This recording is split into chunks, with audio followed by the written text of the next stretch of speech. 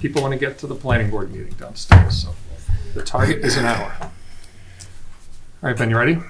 Perfect. All right, it's 6:30 on December 6th. This is the Board of Selectmen meeting. Before we stand for the pledge, please be aware that this meeting is being recorded and for use on the internet and our local cable station. At this time, I'd ask everybody to stand for the pledge.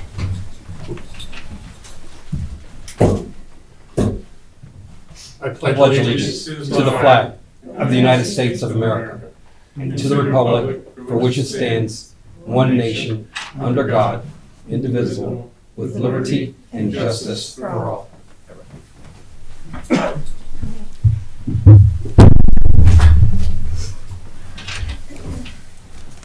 All right, the first item on tonight's agenda is a vote to ratify Athena Grant's employment as the I'm just going to say WB-TV, Community Access TV Part-Time Access Coordinator.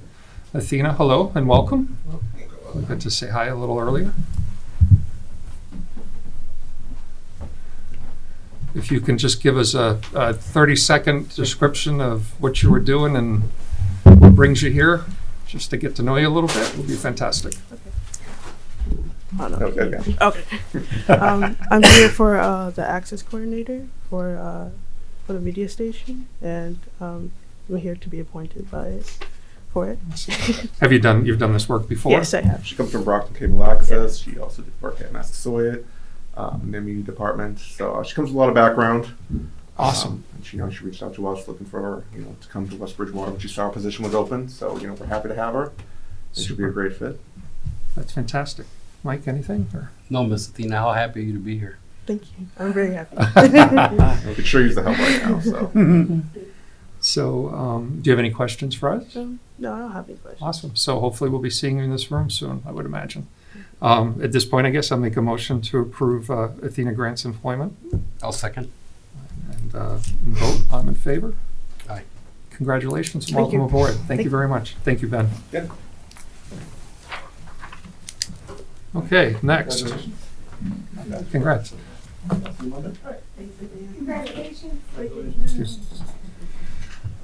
Next on the agenda is Mr. Rob Casper, our health agent, and a request for approval for intermunicipal agreement with Halifax, Bridgewater, East Bridgewater, Middleborough, Raynham for the regionalization of health priorities. How are you, sir? Good evening, how are you? I'm good, thanks. Take us through this a little bit? Sure. Nice to meet you. Well, we've met. We have? Oh, yeah. I had a long beard down to here. We'll talk later. Oh, that's right. Oh, that's right. We did meet. All right. So my name is Robert Casper, health agent for the town of West Bridgewater. I have been here for 20 years serving the town of West Bridgewater and the community. So back before the pandemic, 2019, there was a report and recommendation from the Special Commission for Local and Regional Public Health called the Blueprint for Public Health Excellence. So this is part of the SAFE Act. The SAFE spelled S-A-P-H-E, SAFE meaning statewide accelerated public health for every community. So the SAFE Act, in essence, will establish minimum public health standards for each and every community, increase capacity and effectiveness of local public health by incentivizing shared services, create a uniform data collection and reporting system, and increase the health equity across the communities with dedicated, sustainable state funding. So currently, West Bridgewater is part of the Halifax Public Health Excellency Group. West Bridgewater, East Bridgewater, Bridgewater, Halifax, Middleborough, and Raynham are the 6 communities that make up our shared services arrangement. Halifax took the lead on this. They are the host community. So all the grant funding from the state goes through the town of Halifax. So any hires and so forth, they're employees of the town of Halifax, but they're basically working for the shared services arrangement. The 6 health agents of the community that I just mentioned are on the advisory board. And we meet monthly to discuss how to allocate funds and to share resources. We actually have a meeting tomorrow afternoon. In FY 2023, our Halifax Public Health Excellency Group received grant funding in the amount of $249,000. We had budget lines for What was that amount again? $249,000 for FY 2023, which did end. The budget lines were used for shared services coordinator, hiring of a regional food, housing, and tobacco control inspector, behavioral health specialist, trying to hire an outreach specialist. We're in the process of hiring for a regional public health nurse to help out the 6 communities. Various supplies, technology hardware, technology software, nursing supplies, and different educational classes. For FY 2024 through FY 2027, we are now getting grant funding in the amount of $408,000 for the next 3 years. Our main deliverable since July 1 was to have our local Board of Health members of the community and our local Board of Selectmen basically get on board with the intra-municipal agreement for shared services for public health, which I do believe you have a copy of. Yep. There's approximately 77 shared services arrangements in the Commonwealth, encompassing just about every community here in the state. My local board, I presented this to them back in October.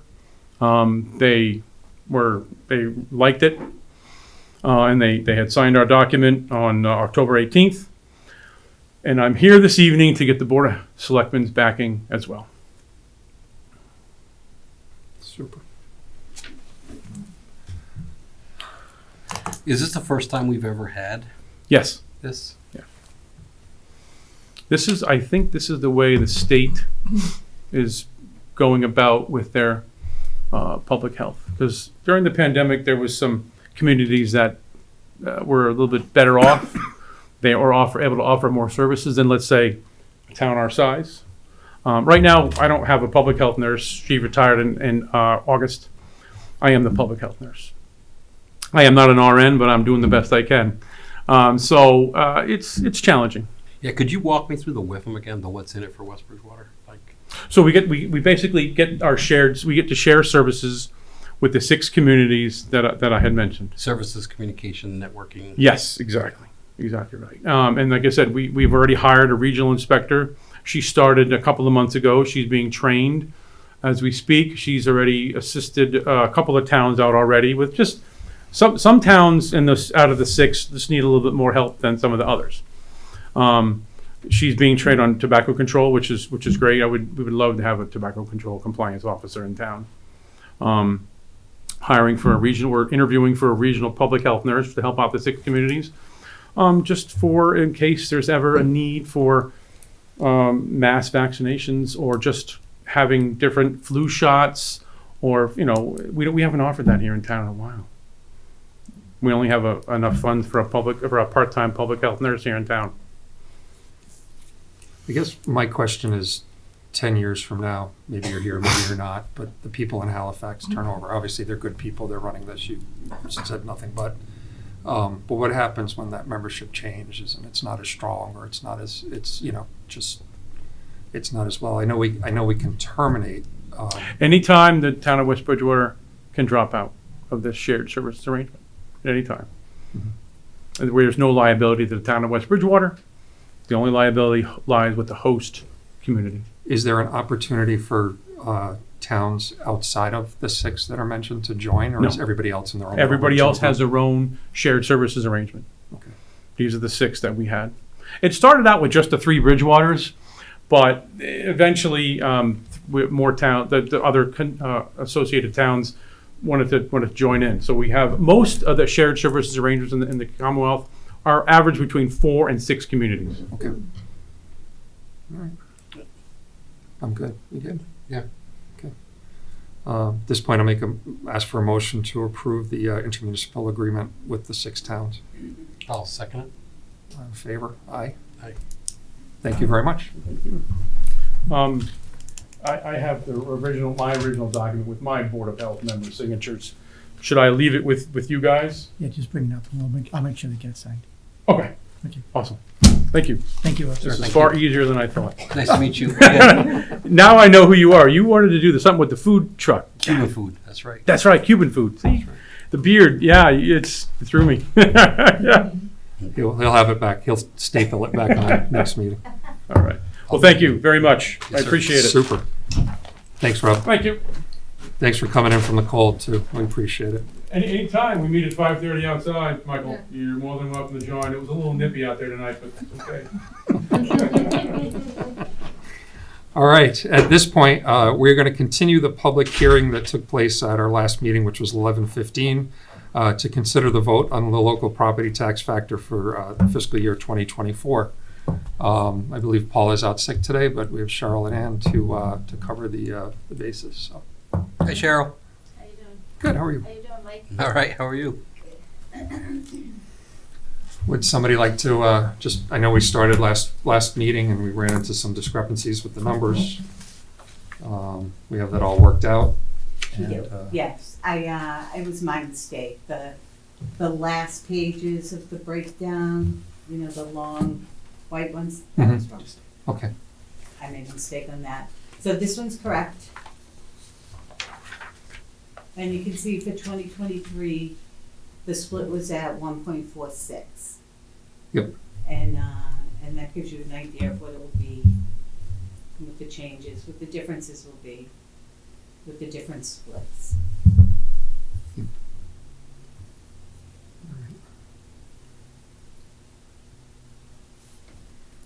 I still struggle, and I understand it on paper, but I still struggle with the reduction in commercial. I understand why residential has increased in the manner it has, but The commercial, we didn't get a lot of new commercial. We did for industrial, so you see that the industrial actually has gone up. Mhm. But the commercial, we didn't get a lot of new for commercial, and their values didn't climb as that much.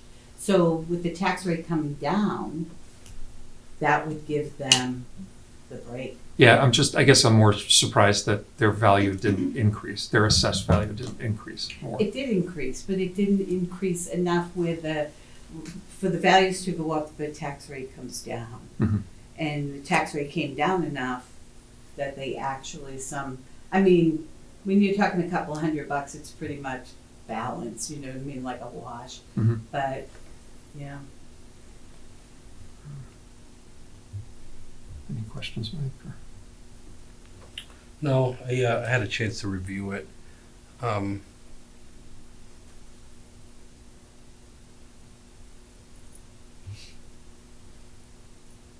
Does the board have any suggestions on what the rate should be? No, we don't make that recommendation. No recommendations at all? We really don't make that recommendation. Okay.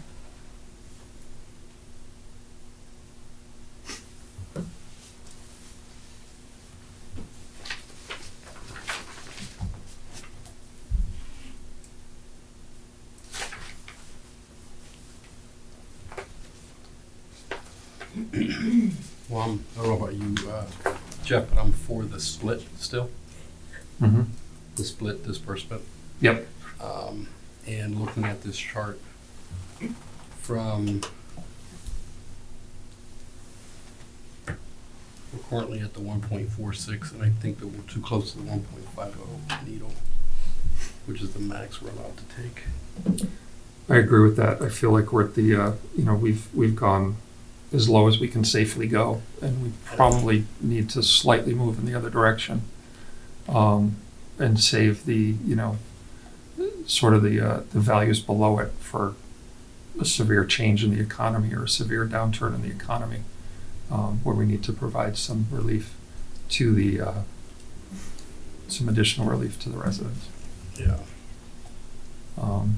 I am going to take a question from former Selectman Reyes at the moment. Or she raised her hand. What would you like? Thank you. Denise Reyes, 5208 Oak Pudding Drive, Middleborough. I just still don't understand how at even a 1.46 split, which I think is what we are currently at, how the commercial could go down so much. if I remember correctly, last year, it was the same display. The residential was going up and the commercial was coming down.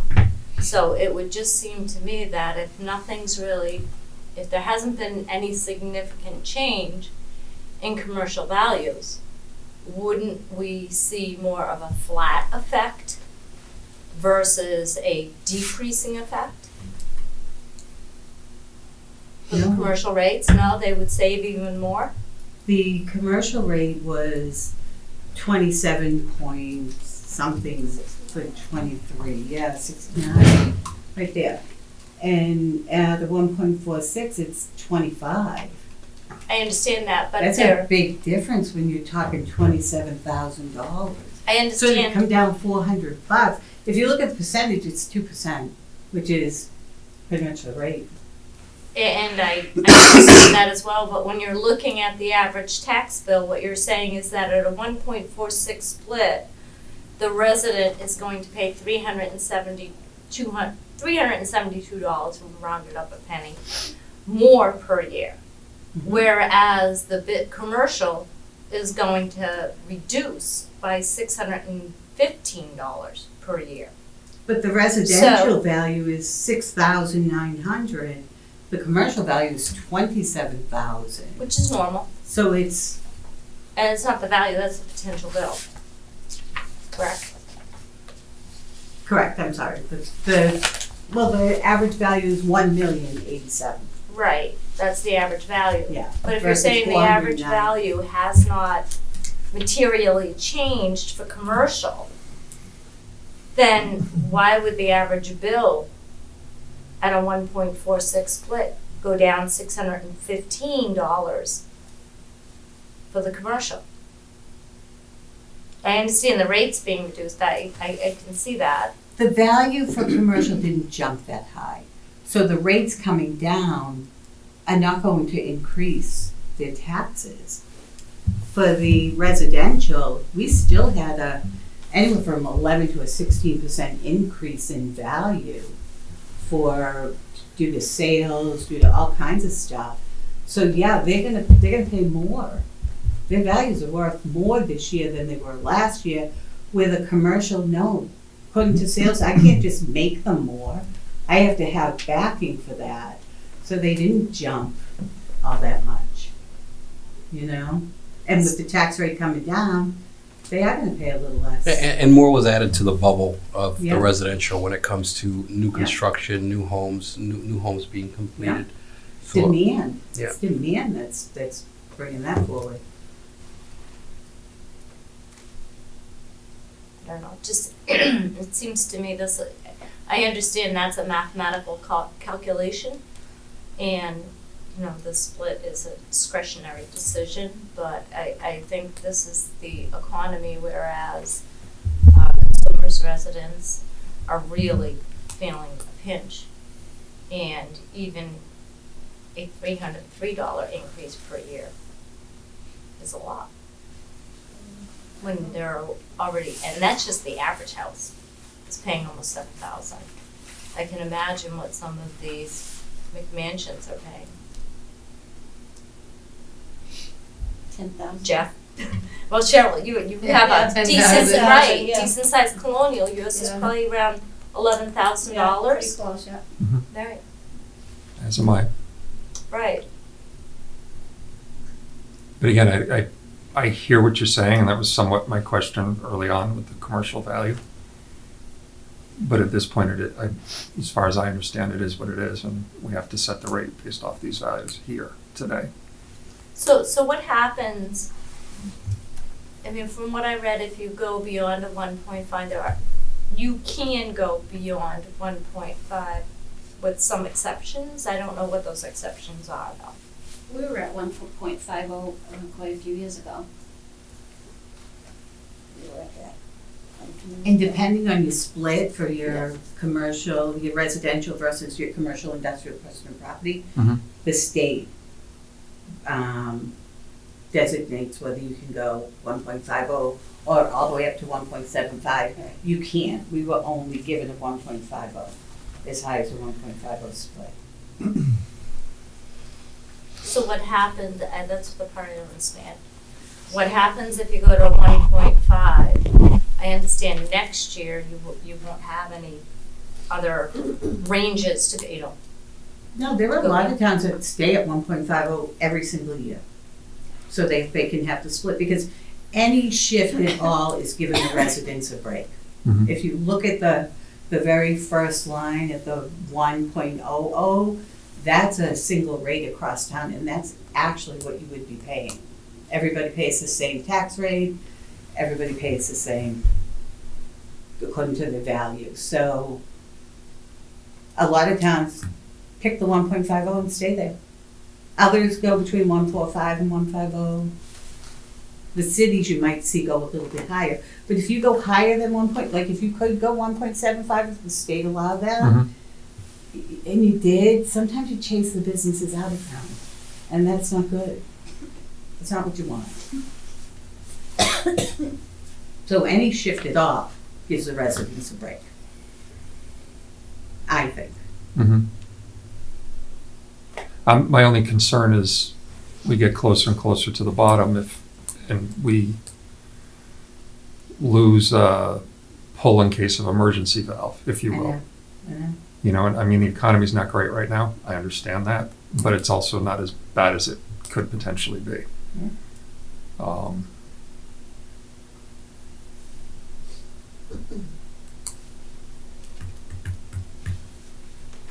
well, not that I have any influence, but, Not anymore. or it doesn't even Not affect me anymore. because I don't pay taxes here, but. I value your opinion, so Thank please you. continue. Thank you. I like 1.49. Hmm. I really like 1.50, but. Same.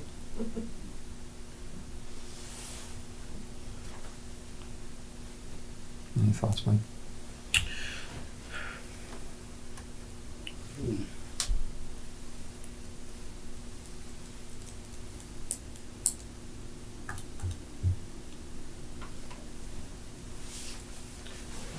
I do have some thoughts, but I think we do need to move the needle in the opposite direction.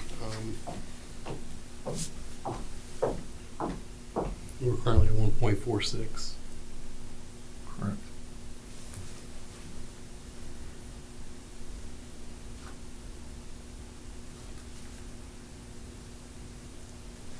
And I initially had.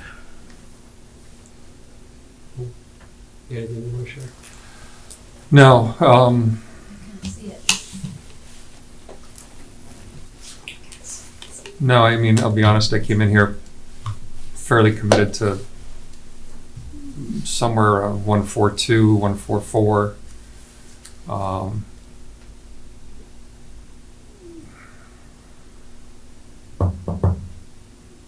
I might not be opposed to holding it at 146. But I don't think we go below that number. Or above. Yeah, I don't think we go below 146 just because we're not. To me, that's a reserve in case of an emergency, something going horribly wrong, and we're not there. So you propose to keep it the same? 1.46.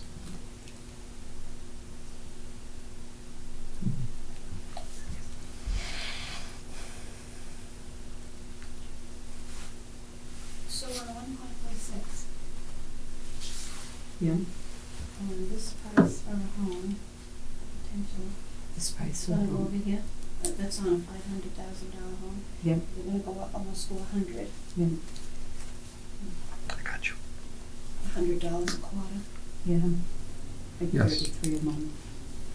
Marcy Lee, 28 Glenmere Street. So 1.46 was where we were at last year? Correct. Okay. But then we had 3 million extra dollars come in? Roughly? That'll go against next year. This is paying for what we spent at town meeting in May. Mm-hmm. And this is the adjustment to make that book balance. The surplus that was certified will go against next year's budget, the budget that we start working on in January, February.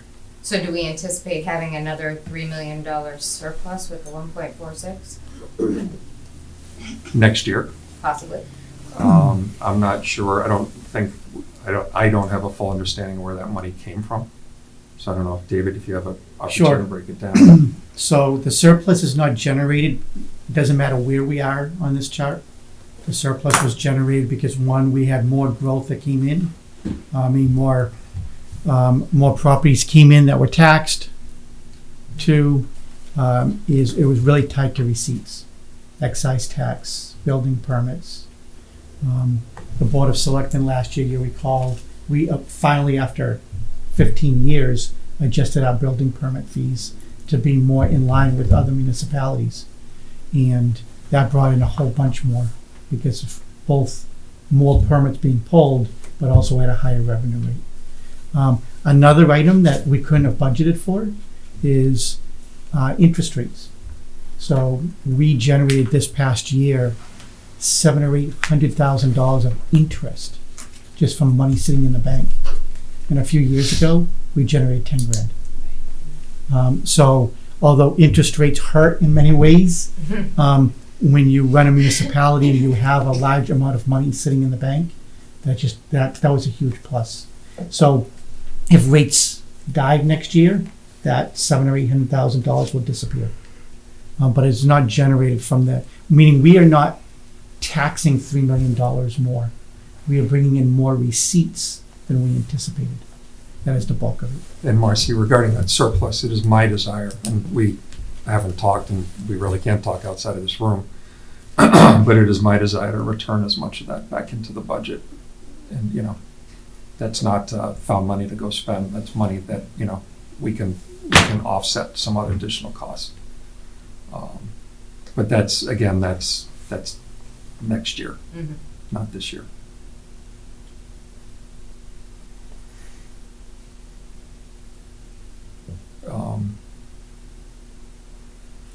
So I guess, yeah, if I'm going to make a proposal, it would be to hold it 146.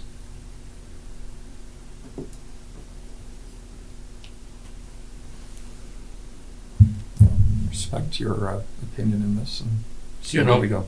No, I agree. I agree, especially after, a couple comments you made, how some towns keep certain things.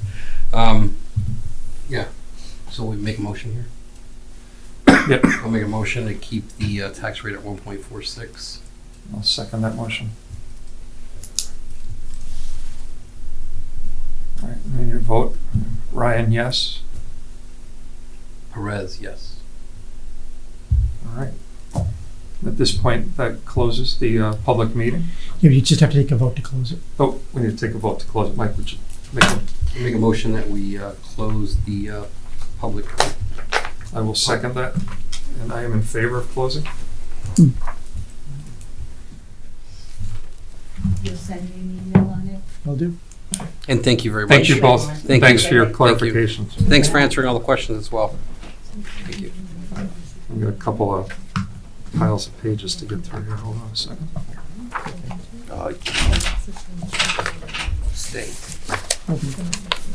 All right. Moving along, application for a common vicular license for WB Donuts, DBA Dunkin' Donuts, located at 9 North Main Street, which is the center of town. Yep, so it's always been a Dunkin' Donuts, it just changed ownership, so all we're looking to do is it's a transfer, it's just to approve the new application for the common vic. All right. I make a motion to accept. I'll second that. Vote, yes? Yes. I'll vote here, yes. Moving along, the next item on the agenda is to vote on the West Bridgewater Senior Citizen Property Tax Work-Off Abatement Policy for calendar year 2024. So we do this every single year. Residents that are over 60 and meet other criteria are able to participate in it. It is run through the Council on Aging, and again, the director, Marilyn Mather, does an excellent job with it. This year, we have always used a state, we've always tried to use the state maximum, which was $1,250. You can go one more space, and so you'll see in the bottom, the abatement is a maximum of $1,250, and it's divided by state minimum wage because that's classified by state law as well. This year, under the most recent bill that was just passed and signed into law, is that the upper echelon now will go to, is available is for $2,000. So somebody, if they wanted to take advantage of this program, is that they could actually work more hours and they could go up, they could get a benefit of up to 2,000. Remember, the tax base doesn't change. So for whenever somebody receives an abatement, somebody else is making up for it. So it's not like we're lowering taxes. All we're doing is we're lowering the tax obligation for that individual. So I did meet with the director, and we thought that it might make sense to bring it to 1,500. And then over time, we could continue to increase it, because obviously it is an expense to the town. But it is the board's desire, you could keep it at 1,250, you can go with 1,500, you are now allowed to go up to 2,000, and you can certainly do anything in between. My, I guess my question, under the, Christine, can you go to one more page forward, 44? Here it says administration, the maximum allowable allotment for this program will be limited to $45,000, divisible by the amount. Did that amount change when the 2,000? Nope, it did not. So, if you want to increase that amount, you can increase that amount as well. Oh, which we will- can increase that. You can. Okay. You have the ability to be able to increase it. We take it out of the assessor's overlay. So if you want to increase that amount as well, then what that'll do is that'll either allow more people to participate, or fewer people can participate and take more hours. Well, I was concerned that, that could, if we increased any amount, it would limit the amount of people, right? But if we can increase, do we have any idea how many people have worked? Yeah, I didn't have a chance to look it up, but I believe it's around 35 to 40. So just rounding numbers, 40 times 2,000 is 80,000. So you would have to increase it to 80,000 if you want to let someone participate to the maximum amount, or we can do something in between, And that would be limiting it to 40 people. assuming that everybody took the maximum amount. Yes. Right. Not everybody's allowed to take the maximum amount because there is some income requirements, and so that's why I say somebody has to qualify for the program. Yeah, I saw income and asset, right? That is correct. And again, those are Department of Revenue recommendations. So do we spend close to that 45K every year We do. in Maryland? And it's not free money. I mean, this is, the folks are working. Yeah. They're working, they're doing something. Yep. They're not, it's not like they're working. No, I understand they're working. As David said, the flip side to that is it's just getting paid by other people.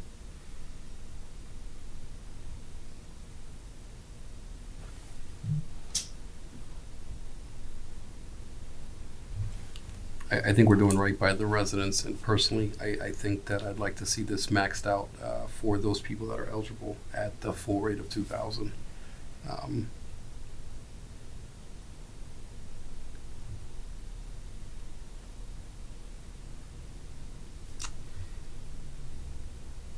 And that would be increasing the program maximum amount.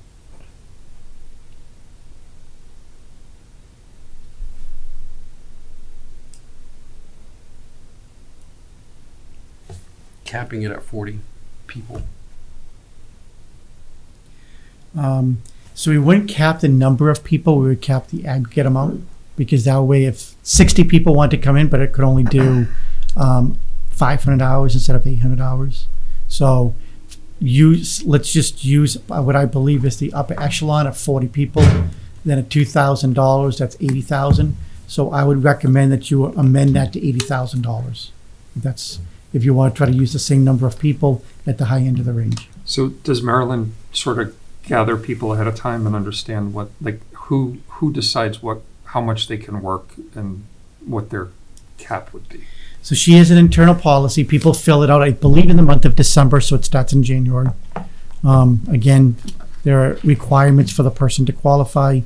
They then screen the people, and then it's also a matter of where they can be placed. So, for example, we have some residents who really enjoy the transfer station. Mm-hmm.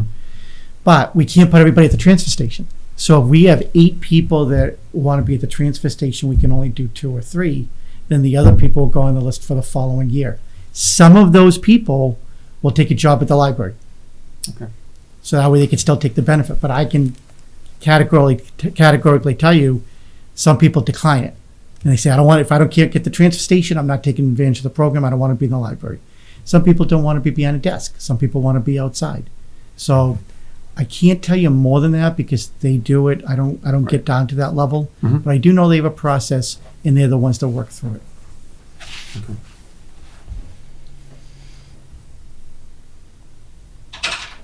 All right, so I don't have an issue with that. With the 2,000, With the 2,000 and going to 80. 80,000. Did you want to make the motion? You want me to make the I motion? make a motion that we amend the, I'm just getting my Abatement program. that we amend the abatement policy and program to a minimum or to a maximum of $2,000, and then a maximum for the town of 80,000. I'll second that. All in favor? Aye. Aye. All right, moving right along. We have a vote on annual license renewals. What I'd like to do, if it's okay to do, is not read them, but recommend we approve all but two. I'm going to pull two out of the pile. The first one we're going to pull out is Borderline Liquors, and that is because I have to recuse myself from that vote, in a standard vote, just because my company does some business there. The company I work for does some business there. So we will have to bring them back into the next meeting with a vote of necessity, because there are only two of us. But we have to public notice before that. So we will vote on them next week, our next meeting. But then the Yangtze, we have several recommendations from several department heads in town. In particular, we have a letter from the building, Mike White, who's our building commissioner. We have a letter from Rob Casper, who is here on the health agent. And we have a letter from our fire chief, all recommending that we do not move forward with their licensing, both the victual license and the liquor license and entertainment license. And that is based on a wide variety of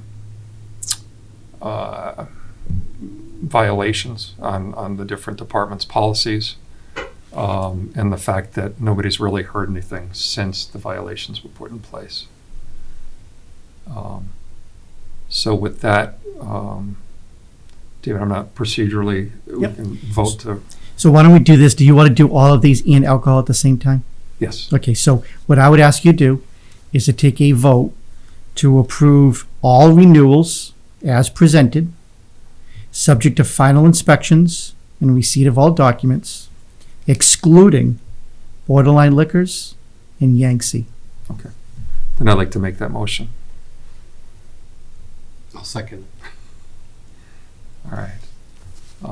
And then do we need to have any discussion? I didn't mean to cut you No, out I of think, discussion with no, I Yangtze. think the only discussion is for the ones that were emitted like Yangtze, once they are back up to code, that we will hold a meeting specifically for them. We will. So I think what I would ask is if we vote on that motion, and then we'll discuss Yangtze next. Okay, perfect. All right, so I vote to approve that motion. I'll second. All right, so seeing that motion approved, now what we will do is we'll turn our attention to Yangtze. So Yangtze has multiple code violations. There has been conversations between them and the inspectors over the past month. So they are making some progress, but they are still a clear violation. As a result, you can't approve a food establishment that can't sell food, and you can't approve or renew an alcohol license that can't sell alcohol. So as a result, we're going to ask you to take a vote to not renew in just a moment. And Mike, you are entirely correct, is that if they do, if they are able to clear their violations anytime in the future, assuming that a all alcohol license is still available, they can repetition at that point. They don't have to wait an entire year. If in theory they were able to clear the violations in 3 weeks, then the meeting subsequent to that, as long as they cleared the violations, did whatever they had to do paperwork wise, we would be more than happy to bring it back before a vote. What I would ask you is that you are going to decline doing the renewal of the common victular license based on the recommendations of the building inspector and the Board of Health. And I would ask that to be a motion. Okay. I'll make that motion to decline the victor license based on the recommendation, just what you said, but the Board of Health and the building inspector for the Yangtze. And I'll second. All right, in favor, aye.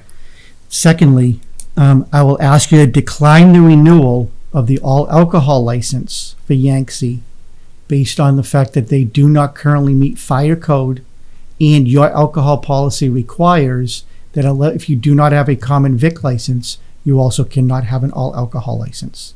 In essence, we don't have traditional what you call a bar.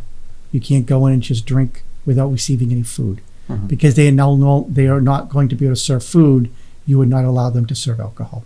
So as a result, the motion would be that I would ask is to not renew the Yangtze based on the fire code violations and recommendation of the fire chief and the fact that they do not hold a common vic license. So I'll make that motion. Second.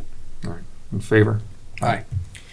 And the last is that because they will not be open for either, they will not be having a public entertainment license. I always get that right. So they will not be having an entertainment license. So as a result, I would ask you to also make the motion that you will not renew their entertainment license. I'll make that motion. I'll second it. In favor? Aye. Thank you. All right, and then to just reiterate, Yangtze's been a part of this town and the favorite place to visit late in the evening on more than one occasion for myself. So I do hope that they can rectify the situation and come back in front of us and get a license. But, Yeah, on a positive note, they are seemingly working towards it. which will be fantastic. You know, when Denise comes back into town to visit, she will look forward to that. All right, moving along on the agenda, the ABCC seasonal population increase estimation. Our estimate is 7,843 residents. Any conversation? Hearing none. Motion to approve. I'll second. All right, favor, aye. The next is to vote on the Board of Selectmen budget message for fiscal year '25. Yeah, so this is the start of our budget season. And so, Jeff, you've been through this process a couple of times as a FinCom member. And Mike, this will be all new to you. So what we will start tonight is that I will ask you to identify a budget message that we will send out to all departments. They will then be required to submit their budgets back to our office third week of January. And then in February, after the staff inputs all the budgets and do everything that we have to do, then in February you start to hold your public hearings, budget meetings, and the culmination of that will be town meeting in May. So it all starts today. So when somebody says at town meeting, you guys, have you worked on your budgets? It's a 6-month process. Over the last handful of years, and really it's only during my tenure, and if not longer, you have normally done and requested a level services budget, which is basically allowing departments to be able to budget for what their current level of service is and whatever the required increases are to provide those services. So I would ask you to request a level services budget. In discussion, Mike? Oh, I mean, right, if it ain't broke, don't fix it. And I'm in agreement with that approach, so. We will, we need to Need a vote, motion, please. make a motion to recommend we go with the level services budget for fiscal year 2025. A second. Favor, aye. At this point, we're gonna vote to approve the meeting minutes for November 1st. I'll make that motion. Second. All in favor? Aye. At this point, we'll vote to accept the meeting minutes for November 15th for review. I'll make that motion. Second. Aye. Aye. All right. Moving along, we have a job description for the Council on Aging. Yep, so this is, Oh, I'm go so ahead. sorry, Jeff. No, I was just gonna say the kitchen assistant. We're good. Yeah, I was just gonna, so this really is also tied into 2A. We have a person that is resigning at the end of the month. So this is not in addition to the staff. This is a replacement of that person. So again, part of the job policy that we have for hiring is that I present to you the correct salary range, the job description. We go out, we hire someone based on these parameters. We bring them back to you. You ratify it at a future meeting. Again, just so the board is aware, this is not in addition to staff, but a replacement for the person that you will be accepting the resignation in a moment. So make a motion to approve that description. I'll second. In favor, aye.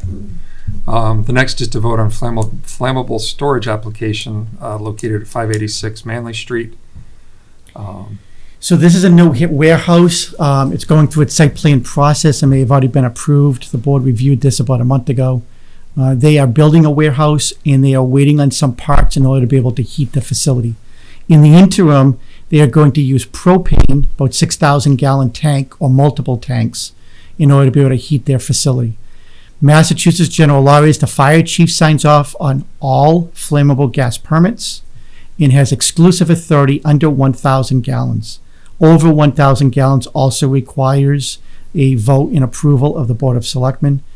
Obviously, we're going to follow the fire chief's recommendation. He's already signed off on it, so I'll ask you to take that vote as well. Yeah, I'd make the motion with the note that they follow the fire chief's recommendation, which was obviously to be inspected before activation and everything else. David, I apologize, but do you know if the refilling of the container was approved as well? These are new containers. Right, but they got to get filled whenever they're empty. So I have to assume that that's part because they're going to have to get refilled. The assumption is they're going to be there for 6 months.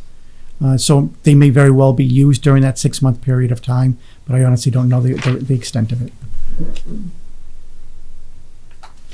And it's just 6,000 is the total Yes. of everything combined? It is 6 1,000 gallon containers. Yeah, I mean, if with propane, okay. All right, never mind, it's propane. Yeah, as long as the chiefs go with it, I'm good with it. Okay. So again, I'll just make the motion to approve it. Yeah, second it. In favor? Aye. Cool. Moving along, communication reports from boards, commissions, town officials. We have a resignation to accept from Kelly Filippini, who's the sous chef at the COA. At this point, no discussion. I just make a motion to accept her resignation. I'll second. And if we could send her a thank you. Yep. That'd be great. Thank you. Correspondence from the public to determine a course of action. Hi, everyone. Anything from anyone? Going once, going twice. Perfect. Public comment period? Aye. All right. We'll move on to the town administrator's report. Sure. So I'll take A and B together. They are just FYIs to the town. The Berwick boys do it every single year. They sell their annual Christmas trees and wreaths. They'll be doing it during the month of December. Spanish Honor Society, I've signed off on their ability to be able to do a transfer station canning, which they do every single year as well. Flagpole policy. What I'm asking you to do, and I've met with town council on this, is that our current flagpole policy, it does not refer to what flags are to be flown. It only refers to when they're going to be raised and lowered, and it is presumptive to be the American flag only. I want to make sure that we are very crystal clear as to what flags are going to be flown on our flagpoles and on municipal property. It is a Board of Selectmen's purview, and as a result, I am recommending that we amend the policy to specifically state that only the American flag, POW flag, state flag, and town flag would be flown. You need a motion? Please. If Yeah. you want to just, if the motion can be to accept the new flag policy as presented. Yeah, I make a motion that we accept the new flagpole policy as presented. Say that 5 times fast, please. So I'll second that motion. In favor? Aye. Aye. Thank you. Next is just an FYI. Denise, you will be very happy. Our online permitting will finally go live at the beginning of January. There was a kickoff internal meeting this past week with staff. Staff will be training on it over the next month, and it will go live for building permits in the month of January. Second FYI is that I have asked the HR director as to whether we want to be able to get courses for both Excel, Word, and any other type of Microsoft products, so that as our staff needs to learn and get better at these classes, that this is now going to become available. So our first one will be held this month of December. We have reserved 14 spots for it, and we've already asked for for our staff to join it. So I think this is good to make sure that people get the proper training and continue getting the proper training going forward. And Linda's did a nice job with this, so I want to say thank you to her. And last is that at our last meeting is that we had a resident who had a handful of questions. I spent the time and I put together a full response. It's in writing. It is on the website. So anybody that would like to be able to go to the Board of Selectmen's packet, they can see it. I have paper copies here too if anybody would like it. Is that something we should send to the resident? Or I can if you would like me to. Yeah. Okay. send the response? And that is my report. All right, hearing nothing else at this time, I'm going to make a motion to move into executive session. I'd like to entertain a motion to enter an executive session, not to return to open session, to discuss strategy with respect to litigation, specifically Margaletti versus the town of West Bridgewater. Since, in my opinion, as chair, strategizing an open session would have a detrimental effect on the bargaining position of the town. This time I need a roll call vote. It'll be Ryan, yes. Perez, yes. All right. Thank you all very much.